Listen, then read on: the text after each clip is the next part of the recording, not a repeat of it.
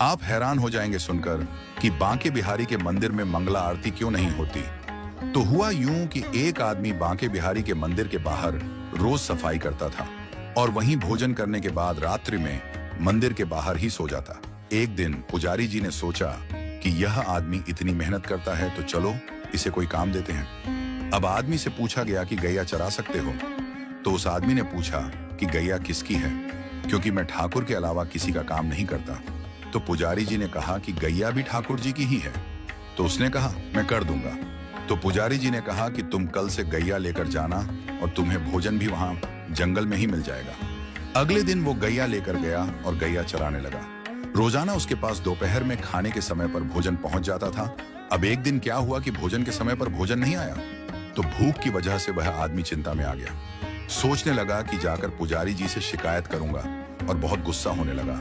तभी एकदम से पीछे से आवाज आई कि गवाले आजा, अपना भोजन कर ले। और उसने पीछे देखा तो वहां दिखा तो कोई भी नहीं, लेकिन एक पेड़ के पास लाल मखमली कपड़े में कुछ बंधा हुआ रखा। वह गवाला वहां गया और जाकर देखा कि वहां तो भोजन रखा हुआ है। उसने उस कपड़े को खोला तो देखा कि 56 भोग तरह तरह का भोजन उस मखमली कपड़े में रखा हुआ था। तो गवाले ने सोचा कि आज भोजन बहुत ज्यादा बना है, तो बनाने में थोड़ा समय लग गया होगा, इसलिए देरी हो गई।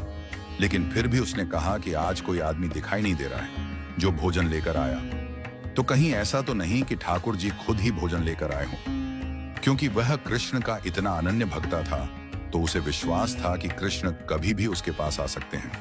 उसने आराम से भोजन किया और वो लाल कपड़े में सारे बर्तन बांध करके शाम को पुजारी जी के पास पहुंचा और जाकर बोलता है, पुजारी जी आज आपका कोई आदमी भोजन देने नहीं आया। मुझे लगता है कि आज ठाकुर जी खुद भोजन देने आए। पुजारी जी बोले कि आज तो भोजन बना ही नहीं, क्योंकि आज तो एकादशी का दिन है, आज तो व्रत है सबका। और पुजारी जी ने देखा उसके हाथ में लाल मखमली कपड़े में जो बर्तन है वो वही बर्तन है जिसमें रोज ठाकुर जी का भोग लगता है। तो पुजारी जी ने पूछा कि कोई भी तुम्हें भोजन देने नहीं आया? आदमी बोला नहीं, मुझे तो एक आवाज आई थी, ग्वाले भोजन कर ले। पुजारी जी को पता चल गया कि आज ठाकुर जी स्वयं इसके लिए भोजन लेकर गए। तो पुजारी जी ने सोचा कि ठाकुर जी का इतना अनन्य भक्त है तो इसको मंदिर से दूर नहीं भेजना चाहिए। तो पुजारी जी ने कहा कि आज से तुम्हारी ड्यूटी मंदिर में ही है, यहीं रात को चौकीदारी करो, मंदिर का ध्यान रखो।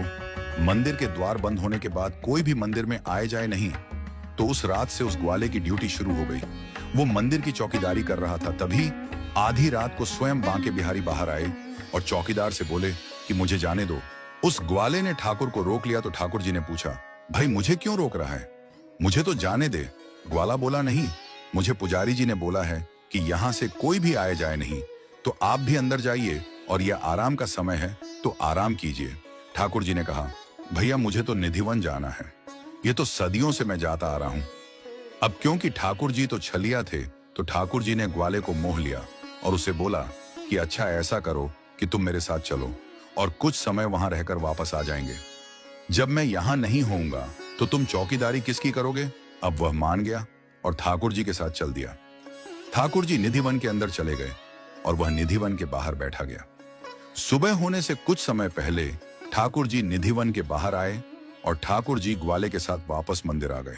अब ठाकुर जी मंदिर के अंदर चले गए और यह बाहर पहरा देने लगा। तभी कुछ ही देर बाद पुजारी जी कुछ लोगों के साथ वहां मंगला आरती के लिए अंदर जाने लगे। तो ग्वाले ने पुजारी जी को अंदर जाने से रोक दिया। तो पुजारी जी ने कहा क्यों? तो वह आदमी बोला, रात को ठाकुर जी बाहर आए थे, मेरे को लेकर निधिवन चले गए, वहां अंदर जाकर के सारी रात रास किया और अभी अभी थोड़ी देर पहले यहाँ आए हैं, तो भैया थोड़ा आराम तो करने दो ठाकुर जी को। पुजारी जी ने सोचा कि ठाकुर जी इसका भोजन लेकर आए थे और ये कह रहा है कि कल रात को ठाकुर जी आए थे, तो इसकी बात माननी पड़ेगी। यकीन मानिएगा दोस्तों, पुजारी जी सब लोगों के साथ वहीं बैठ गए और सुबह हो गई। और जब धूप निकल आई तब ग्वाले ने बोला कि अब आप जाकर पूजा कर सकते हो। तब से लेकर आज तक कभी बांके बिहारी के मंदिर में मंगला आरती नहीं होती और केवल साल में सिर्फ एक दिन मंगला आरती होती है और वह दिन है जन्माष्टमी का दिन।